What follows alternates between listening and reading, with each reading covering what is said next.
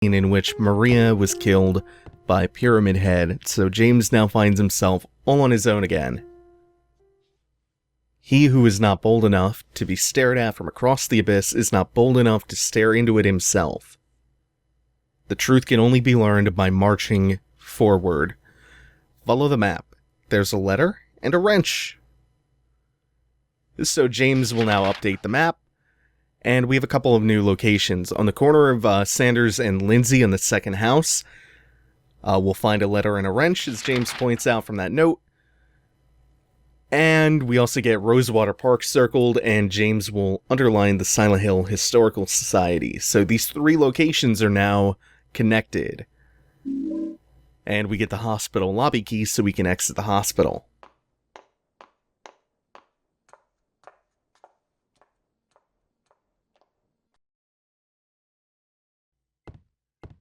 And, of course, we see Laura walking down the street on her own.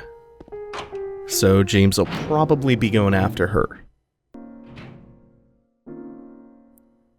Maria's dead. I couldn't protect her. Once again, I couldn't do anything to help. Laura's run off somewhere. Good! Mary, what should I do? Are you really waiting somewhere for me? Or is this your way of taking? I'm gonna find Mary. It's the only thing I have left to hope for. So we're back to trying to get across to Luca Lake to the hotel. We have, of course, more pit stops we have to make. Between now and then, it's pitch black out now on the streets of Silent Hill. The streets are filled with nurses and mannequins still. The nurses are brand new, and they look to be the more rust-colored Otherworld hospital nurses. And we have tons of places we can visit now. Before we do any of the critical ones, we're gonna head to Neely's bar for something optional and something quite cool. Something else that's new now is that the streets have been just littered with pickups. Shotgun shells, handgun bullets, rifle ammo for the rifle that we haven't gotten yet. Oh, hey nurse. We have health drinks all over the place. There are first aid kits all over. There's an ampoule somewhere that I can't remember where it is, but it's irrelevant because I'm not going to wind up needing it. There's tons of stuff all over the place, and it's just kind of to reward you for being diligent and looking around in just utter pitch blackness. Not really necessary, though. I'll pick stuff up where I see it, but aside from that, we're pretty well off. Before we can get to Neely's bar, though, we have to come down here. I think I want to hang the next left. Before I do that, though, I'm going to cross the crosswalk because there should be... Yeah, that's nice. Nice and convenient. 2 health drinks right there on the corner.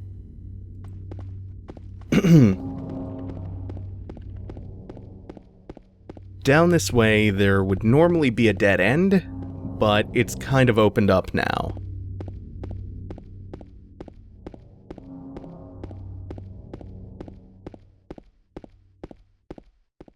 And it leads to an area that we're going to see very little of, and it features a new enemy called... I can't remember if the official name is the Mandarin or the Hanger. It's something like that. Which you don't really get to see very much of, because I think they only appear in this one spot in the game. Yeah, it's also kind of hard to get a good look at them, because they hang on the grating beneath you, and kind of walk around like mandrills, or gorillas. But they very closely resemble the closer enemy from Silent Hill 3. The big primate-looking enemies with the fists that had the vaginal lips. But the Mandarins in this game represent something very, very different from their Silent Hill 3 counterparts, something which I can't really talk about just yet. I know I've been heavy on the foreshadowing, but It'd be just a little bit much to talk about them just yet, which is odd because they have such a limited appearance in this game. Part of what they might represent, though, is James hanging on to guilt. And I won't say too much more about that, but hey, it's Happy Burger. The happiest motherfucking place in Silent Hill. And since we're at Happy Burger, we know we're back close to Neely's bar. Which, yeah, you can see the newspapers covering up the window, so we're at Neely's. So, there still used to be a hole here, and it's still gone now. But wait, there's a new note. If you really want to see Mary, you should just die. But you might be heading to a different place than Mary, James. I read that in Laura's voice because I kind of assumed she wrote it. But that's more or less just headcanon. But it is a note that's very specifically directed at James, so there aren't too many people who could have written it, if anyone did at all, and it's not just like a supernatural occurrence of the town, or a delusion, James says. So anyway, we want to follow this street down, and I think I'm hanging a left if I remember right. I hope I do. Wait, no, am I going... No, I think I'm going... Ooh, right or left? At the next corner. We'll find out.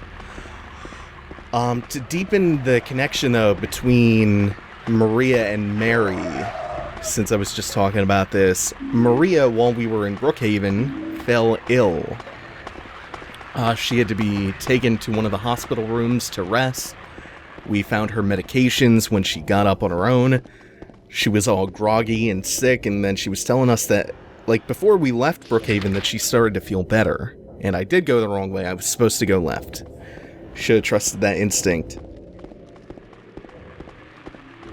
But she falls ill in Brookhaven, she kinda recovers, and then she is killed when Pyramid Head impales her. Which, kind of, in a way, I mean, aside from the death by Pyramid Head, mimics, the arc of Mary. Or perhaps you're a fool, the truth usually betrays people. Part of that abyss is in the old society. Another memo about abysses. The key to the society is in the park, at the foot of the praying woman, inside of the ground, inside of a box. To open it, I need a wrench. Which we just happened to get one. My patient buried it there. I knew but did nothing. It made me uneasy to have such a thing near. I wasn't looking for the truth, I was looking for tranquility. I also saw that thing, I fled, but the museum was sealed as well. Now no one dares to approach that place. If you still do not wish to stop, James, I pray to the Lord to have mercy on your eternal soul. So again, this is directed specifically to James. James is mentioned by name in this. Now, I have to turn around for this next part, but I think if I keep heading down Lindsay, I will find something that I missed earlier, or I can't remember if it was here or not. No, I'm supposed to turn left onto Katz here and head down to the end of the street, but instead I'm going to continue on Lindsay because there's something cool here that's optional that just tells you a little bit about the history of the town. Something's written on it. It's been rubbed away. I remember what the rubbed away bits say, so this is supposed to be remains of Blood Swamp. Let's see. The whatever meters of land surrounding the monument was originally swamp, but was later filled in. I don't know how many meters, or acres maybe? From long ago, the swamp was nicknamed Blood Swamp because the executioners poured the water used to wash the execution tools in here. So this is where the executioners washed their tools. Perhaps it's for that reason many people seem to have seen ghosts in this area. Cool history, Silent Hill. Cool history. If something could have gone wrong in this town, it did. We're talking puritanical witch hunts, when the town was settled. We're talking it being built over an Indian burial ground. Natural disasters hit the town. Boats were sunk in Toluca Lake. Children were drowned in mass there. Coal mines, murders, serial killers. Did I just cut off a thought here? Coal mine fires. Yeah, that was, I think, added in to be a reference to the Silent Hill films. They were eventually referenced in, like, Silent Hill Homecoming and Downpour. Everything to do with Alessa. Yeah, the whole works. Everything that could have gone wrong in this town went wrong. So we want to go to the end of Cat Street, and we will find a new pathway that will lead us back to Rosewater Park. So the order here is that you go to that second house on Lindsay Street, at the corner of Lindsay and Sanders, to get the wrench and the note that tells you to go to Rosewater Park. You go to Rosewater Park, where you use the wrench to open up a locked box with a key in it, and that key unlocks the Historical Society on Nathan Avenue. Also, I think I just went to the wrong end of Cat Street. I think I was supposed to keep going straight. But that's not making sense in my head the way I remember this. I thought you were supposed to follow Cats down to the dead end you come to earlier. But that appears to not be the case. Sometimes I lose my way here. It happens from time to time. Especially when the streets are this dark.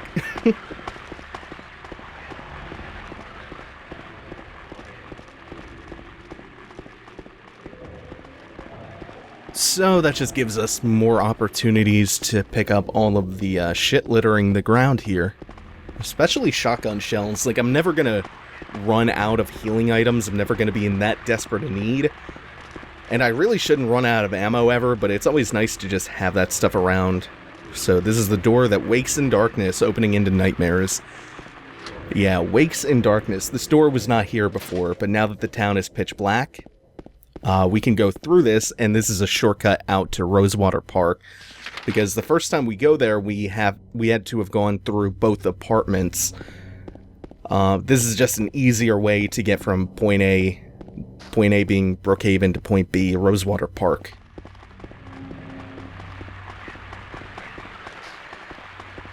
And I'm sure there are tons of healing items and rifle and shotgun and handgun bullets I'm missing here, but it's not that big a deal.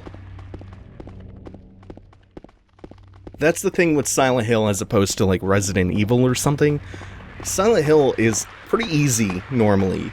The hardest it normally gets is hard in like the puzzle sense if you play on a higher riddle difficulty, and then it's just obtuse. But as far as threats to your character's life go, you never really feel the heat that much. Resident Evil is much more like it's the difference between survival horror and psychological horror, which Silent Hill is. Resident Evil is decidedly a survival horror game. It's a game in which it's difficult to survive. So it's naturally going to be a lot harder than Silent Hill is. Silent Hill, the threat to your character, living or dying, is not all that great. That's not the purpose of the monsters here.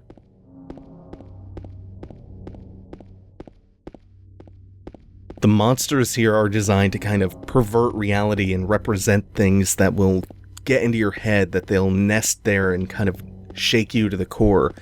The line from the making of Silent Hill 2 that I always like is their purpose is to shake humans' hearts. So we work our way back to the praying woman statue, and there's something behind it that we can dig up.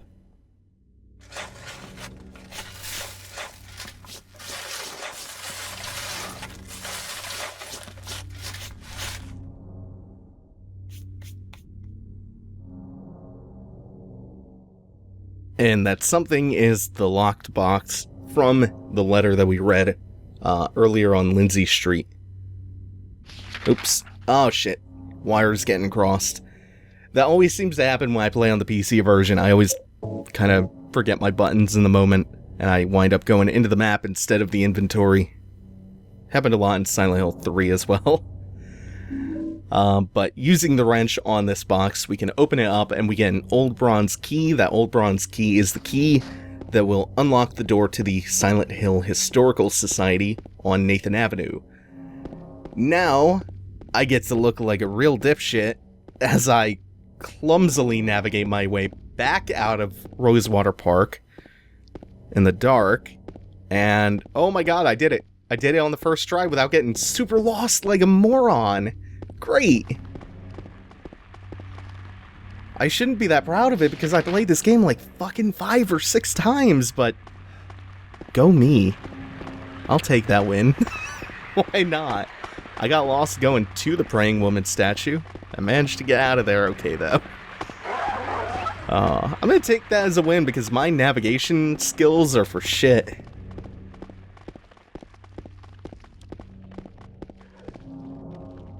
Now, we have a long walk up to the Historical Society. We're also about to pass by Pete's Bolorama and the Texon gas station again. I think there might be a couple of new first aid kits there, but it's not worth making the detour for.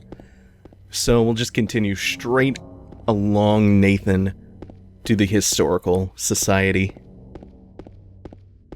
Unfortunately, we get no flying mannequins this time. That was on our way back down Nathan Avenue before. We do get a look at some of the advertising going on in Silent Hill, though. Curious what kind of companies are like, yeah, we need billboards all over Silent Hill. Well, that explains a lot. Your ad here. No ads. Normally, the only billboards you come across are for local businesses. There was one on the other side for Heaven's Night. There's one for Quiet Cocktails back there. Silent Hill is a super weird town when you stop and think about it for a second. First aid kit by the boat launch.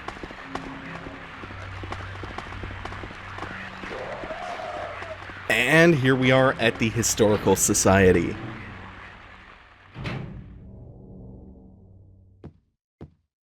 So the first thing we're going to do is we're going to save. Because if the worst should happen, that is a lot of running around to have to do again. A lot of running around with not a lot of payoff or excitement. But the very first thing that we get to look at when we come into the Historical Society is a painting of Pyramid Head titled Misty Day Remains of the Judgment. It's him. Yes, it is, and he is wielding his spear. Pyramid Head is... hold on. Waterfront landscape. Alan Smith, date of birth and death unknown. A scene of this area from long ago. From the style, it looks like it was done sometime around 1820. Okay, there were a lot fewer people then, and only a handful of buildings. Photos hanging here. This is the coal mine, which they later retconned to having had some sort of huge explosion, which filled the town with, I think, poisonous gas, maybe sulfur or something, which is a reference to a town in Pennsylvania, for which they used as a basis for the Silent Hill movies, and it later became a staple of the game in, like, Silent Hill Homecoming. And this is a photo of the director of Brookhaven Hospital. And that is a photo of a deep, deep hole, which is about to become a very common motif, is deep holes and descent down them.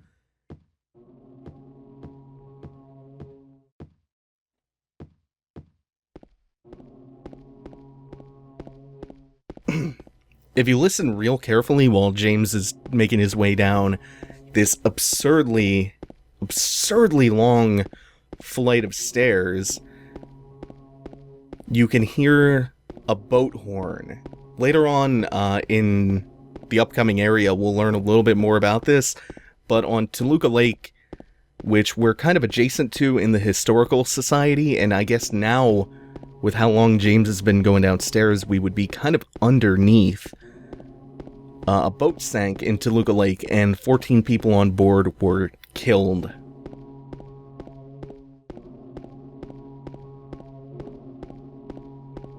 And the horn sounds off more and more often as we get deeper down here. Until finally we reach that door and we find a memo from September 11th, 1820, prisoner number C-221. And the rest is illegible. We do get a first aid kit. And that note kind of tells you what you need to know about, whoa, got turned around, about the upcoming area. We're heading into Toluca Prison. That's the next major area of the game that we're heading to. So the Silent Hill Historical Society was built on top of Toluca Prison, which used to be a Civil War era prison camp. And my first instinct is always to check the map, but I always do it before I even pick the map up. Ah, goddamn. Small, tight hallways with lots of crooks. That's where I came from. Oh, shit. Okay, that's locked. I think I know what this door on the right is. This leads to a little bit more flavor text, a few more paintings. Let's see. So we have a painting here, Crimson and White Banquet for the Gods. Death by skewering. Kind of like how... Oh, hold on, there was more. Death by skewering. An execution at the prison, death by skewering or strangling to choose his death is the prisoner's last taste of freedom. Maria was in fact skewered. And yeah, Toluca Prison Camp, here we go. Built during the Civil War, later became Toluca Prison.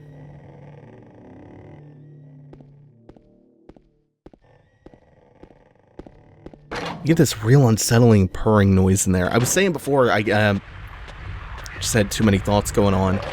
Pyramid Head is most commonly associated with the Great Knife. That's his most iconic weapon. But from now on, whenever we see him, he's going to be wielding a spear.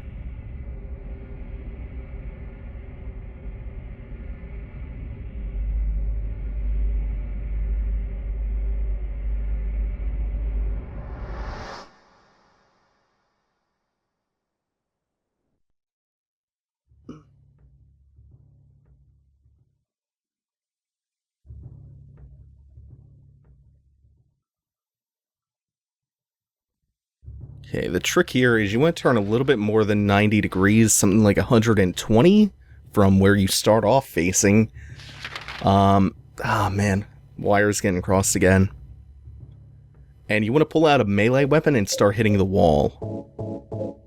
Because there's a loose brick somewhere in this well that you can dislodge to move forward. And James just jumps down that pitch black hole with very little hesitation. Yeah, you can knock the wall away at this angle. And it dumps you out into the sewer system below Toluca Prison. Oh, shit. Here. Yeah, there he is. It's a lying figure.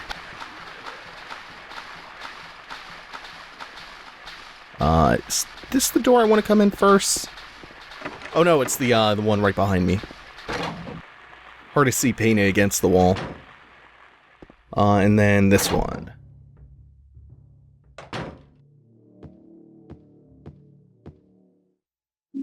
Spiral writing key. And as soon as you pick it up, the light goes out. Your flashlight stops working here. But way, way earlier on in the game, we picked up a dry cell battery, and that's what you have to use at this point. That's the whole point of that battery that you got in the hospital.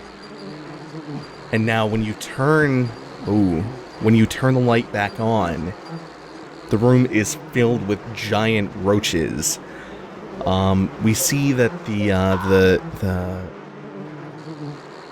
highlighted keys here are 2, 5, and 7. So these are the 3 keys that you need to hit, and you just kind of need to guess and check to find the correct order. So now let's try 5 to 7. Okay, I think 572 or... Okay, yeah. So yeah, you just need to try different 3-digit combinations until you get the right one. So we got the spiral writing key that's used in this room.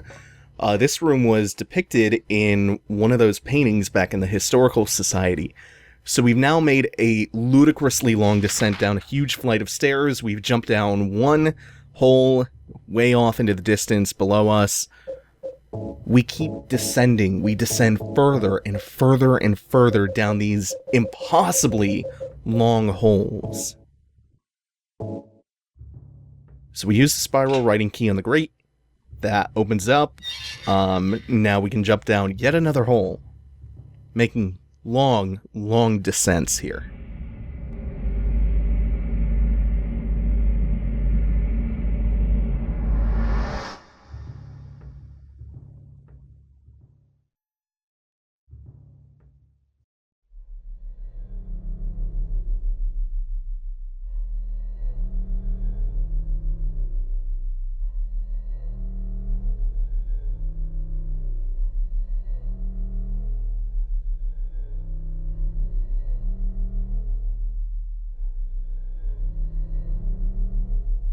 Killing a person ain't no big deal. Just put the gun to their head, pow. You killed him? But it wasn't my fault. He made me do it. Calm down, Eddie. Tell me what happened. That guy, he had it coming. I didn't do anything. He just came after me. Besides, he was making fun of me with his eyes, like that other one. Just for that, you killed him? What do you mean, just for that? Eddie, you can't just kill someone because of the way they looked at you. Oh yeah? Why not? Till now I always let people walk all over me. Just like that stupid dog. He had it coming too. Eddie? I was just joking, James. He was dead when I got here, honest. Anyway, I gotta run. You're going out there alone? Yeah. Eddie? I did say before that Eddie was named for Eddie Murphy because he was originally supposed to be more of like a comic relief side character. I did say that before, right? Yeah, about that. So in the same room in Toluca Prison, which we are now in the same room as Eddie, we find the tablet of the gluttonous pig. Right after Eddie kind of admits to killing a guy because he made fun of Eddie with his eyes. Find a tablet kind of making fun of Eddie. Anyway, that's going to do it for now. Thanks for watching, everyone. Take it easy. Have a good one.